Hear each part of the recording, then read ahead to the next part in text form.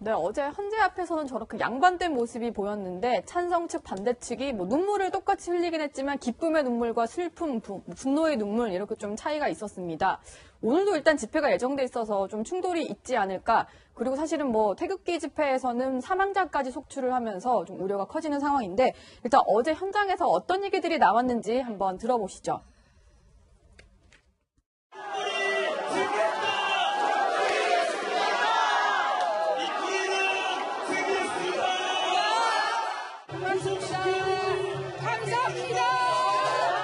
이 국민주권주의와 법치주의를 확인한 판결이다 이렇게 생각을 하고 있습니다.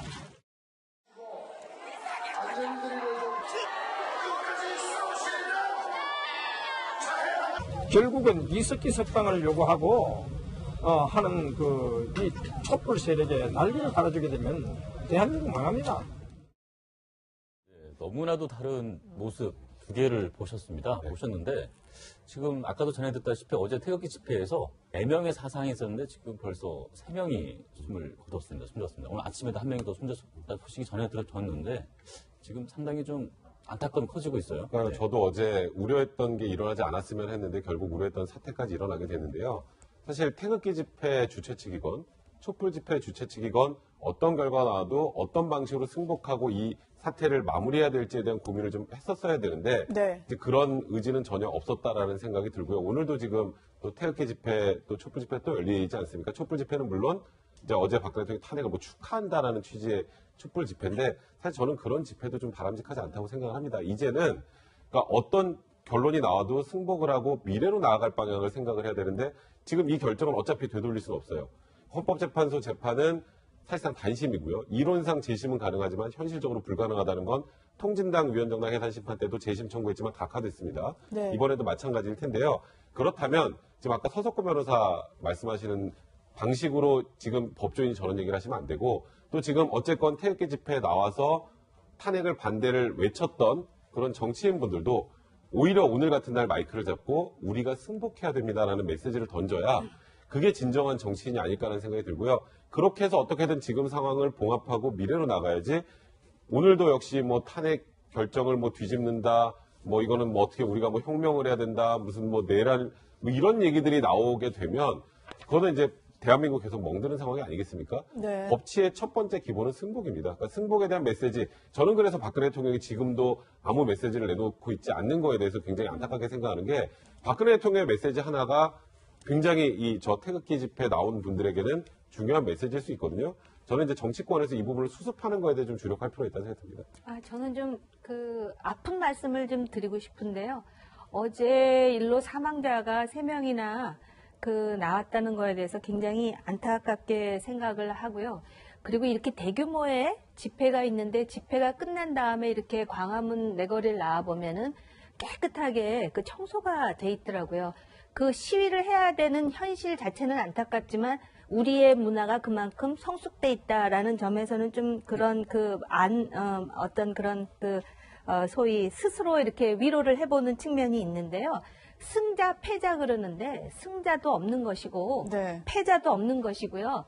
잔치 분위기요? 이게 무슨 잔치 분위기입니까? 또 서석구 변호사 나라 망했다 그러는데요. 망하지 않았어요. 좀 담담하게 이걸 좀 받아들여야 되고요. 예. 물론 그동안에 시민들이 이 국정농단에 대해서 의사표시를 하고 성숙한 문화를 보여준 것에 대해서 저는 경의를 표합니다만 이제 촛불 시위도 그렇고요. 태극기 시위도 그렇고 그만하셔야 됩니다. 대한민국 대의 민주주의입니다. 그리고 결국 헌법재판소에 의해서 결론이 내려졌다라는 거는 결국은 시스템에 의해서 나라가 가동되는 성숙한 모습을 보여줬다라는 것을 평가를 해야 된다라는 점에서 그만두셔야 되고요. 시위들. 대통령께서 이제 오늘 내일로 나오셔서 마음 아프시겠지만 본인이 그렇게 말씀하셨습니다. 헌법재판소 의견서에 결과가 어떻게 되든 갈라진 민심을 다시 봉합하고 아우르는데 대통령으로서 이제 전직 대통령이시지만 역할을 하시겠다 그랬는데 저는 아직도 그 부분에 대해서 기대를 가지고 있습니다. 네. 어제 태극기 집회 현장에서 숨졌던 한 명은 이제 경찰차를 탈취해서 운전을 하다가 차벽을 들이받고 이런 과정에서 스피커가 떨어진 데 맞아서 숨진 것으로 이렇게 경찰 조사 결과 밝혀졌는데 일단 용의자는 검거가 된 그런 상황입니다. 한 가지 우려되는 것들은 태극기 집회 참가자들이 그동안 그동안 다양한 좀 얘기를 꺼내면서 좀 섬뜩한 발언들을 많이 했어요. 그래서 만약에 혹시 자기 스스로를 좀 해하는 행동을 한다거나 아니면 과격한 행동을 보일까 이런 우려들이 나오는데 뭐 저런 식으로 주창이 등장하면서 뭐 피해 항전이 전개될 것이다 이런 얘기를 하고 대통령을 위해서 나는 뭐 살 만큼 살았다 뭐 이런 얘기를 하시는 분들까지 있더라고요. 그러니까 저게 지금 말로만 그치면 참 좋겠지만 실제로 행동을 할까봐 좀 오늘은 우려가 되는 그런 상황인 것 같아요. 자, 어저께 가장 좀 우려된 사태가 물론 저런 또 이 사망하신 분들도 있지만 일단 취재 기자들에 대한 폭행이 어떻게 굉장히 심각했습니다. 카메라 네. 기자들과 방송 카메라를 든 기자들에 대한 그 린치, 진짜 뭐 거의 백색 테러와 다름없이 기자들만 바로 보이면 그냥 달려들어서 무차별 폭행을 하는 가운데 더 우려되는 건 기자도 아닌데 당시 지나는 청년이었다는 이유로 2명이 집단 폭행을 당했어요. 그 뭐가 우려되냐면 바로 오늘의 사태입니다.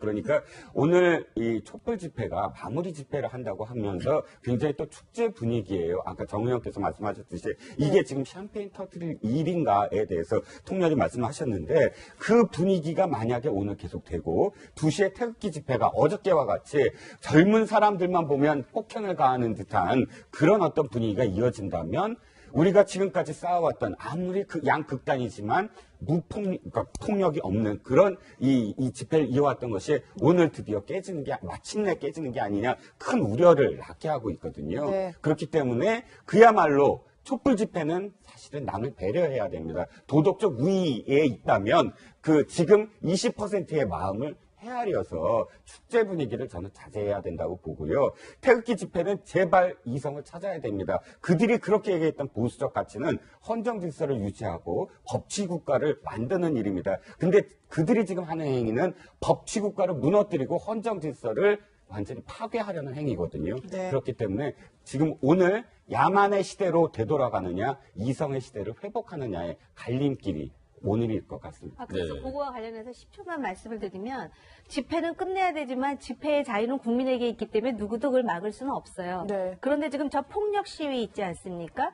저렇게 폭력으로 점철되는 것에 대해서 대통령 권한대행은 명확한 공권력을 행사할 의지와 그 실제적인 모습을 보여야 됩니다. 대한민국 법치국가입니다. 그리고 그런 모습은요, 오히려 자기네들이 안타깝게 생각하는 지금 전직 박근혜 대통령께도 굉장히 누가 되는 행동이 될 수가 있습니다. 네. 네, 어차피 이 사안에 대해서는 박근혜 전 대통령이 풀어야 되는, 결자 해지해야 되는 부분은 분명히 있습니다. 그리고 박근혜 전 대통령 2004년 노무현 전 대통령 탄핵 당시 그 헌재 결과에 대해서 그때는 본인이 주도는 했지만 결과에 대해서는 승복을 했었습니다. 그때의 발언 들어보시겠습니다. 헌재의 결정을 존중하지 않는 것은 곧 헌법을 존중하지 않는 것으로 이것은 헌법에 대한 도전이자 체제에 대한 부정입니다. 잘못은 누구나 할 수 있습니다. 그러나 잘못을 확인했을 때는 고칠 줄 알아야 합니다. 계속 잘못을 반복해서 완전한 파탄으로 갈 것인가, 잘못을 인정하고 나라를 살리는 길로 갈 것인가 결단을 내려야 합니다. 네, 2004년 당시에는 헌재 결정에 대해서 본인 스스로도 결과를 떠나서 승복하겠다라고 얘기를 했습니다. 이번에도 더 이상 이 사태가 커지기 전에 본인이 또 승복한다는 말씀을 좀 해줬으면 좋겠다는 얘기 계속 드리고 있습니다. 그러니까 박근혜 대통령 전 대통령이 지금까지 과정을 쭉 보면 본인에게 불리한 건 받아들이지 못하시는 것 같아요. 그러니까 본인에게 유리한 결정이 나오는 거는 어떻게든 다 수용을 하는데, 그러니까 이번에도 뭐 최초에 검찰 수사도 이거는 정치적으로 편향된 수사니까 못 받아들이겠다고 유영하 변호사를 통해서 입장을 낸 거고, 네. 특검도 어찌 보면 뭐 정치적으로 편향돼 있다는 얘기가 대리인단 통해서 계속 나왔고요. 이번에는 헌재 결과 같은 경우에도 뭐 사실 기각을 거의 확신하고 계셨으니까 저런 메시지를 그 최종 변론의 그 서면으로 제출한 건데, 그러니까 법치주의라는 건 유리하고 불리한 걸 떠나서, 본인에게 유리하고 불리한 걸 떠나서 법으로 결정이 난 거에 대해서 승복하는, 그게 이제 사실 법치적 완성이지 않습니까? 근데 박근혜 대통령이 과거에 노무현 대통령 탄핵 당시에 했던 얘기도 있고, 그리고 통진당 해산 과정에서도 박근혜 대통령이 했던 얘기가 있습니다. 헌법재판소는 우리나라 헌법적 가치를 지키는 최고기관이기 때문에 어떠한 결과가 나오더라도 존중해야 되고 이 헌법적 가치를 수호하는 기관으로서 역할을 잘하고 있다는 취지의 얘기를 많이 하셨는데, 본인에게 이제 가장 뼈아픈 결과가 딱 나오니까 아무 말씀도 안 하신다는 건 네. 사실 본인에게 유리하지 않으면 법치가 아니다라는 생각이신 건지 사실 저는 그 부분이 가장 안타깝고요. 물론 지금 굉장히 정신적으로 힘드실 거라는 거는 저도 이해를 합니다만 그래도 일반인이 아니고 전직 대통령으로서 마지막으로 국민 통합할 수 있는 메시지 정도는 내고 가시는 것이 전직 대통령으로서의 소임을 다하는 게 아닌가 개인적으로 생각됩니다.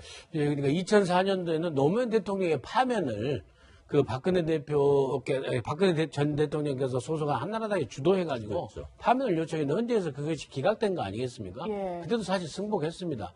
그리고 또 아까 화면에 나갔던 2007년 경선 때도 사실은 이 지지자들 박사모 지지자들은요 근 1년 동안 이 불복의 운동을 하면서 그 한나라당 앞에 있었거든요. 네. 그때 박근혜 대통령이 그 유명한 말씀 하셨지 않습니까? 며칠이 걸리더라도 얼마나 시간이 걸리더라도 우리는 승복하도록 합시다. 했지 않습니까? 그런 메시지를 지금 전 대통령께서 주셔야 저런 사고가, 저런 불상사가 이제 잠잠해지고 네. 저분들도 일상으로 돌아갈 수 있다. 태극기 집회분들도. 네. 그래서 아까 앵커께서 말씀하신 대로 결자 해지하실 분은 우선은 박근혜 전 대통령이다. 그 말씀을 재차 드립니다. 네. 네. 오늘 양측의 집회를 앞두고 더 이상 사태가 없도록 대통령께서 좀 유종의 미를 좀 돋웠으면 하는 아름다운 뒷모습을 보였으면 하는 바람입니다.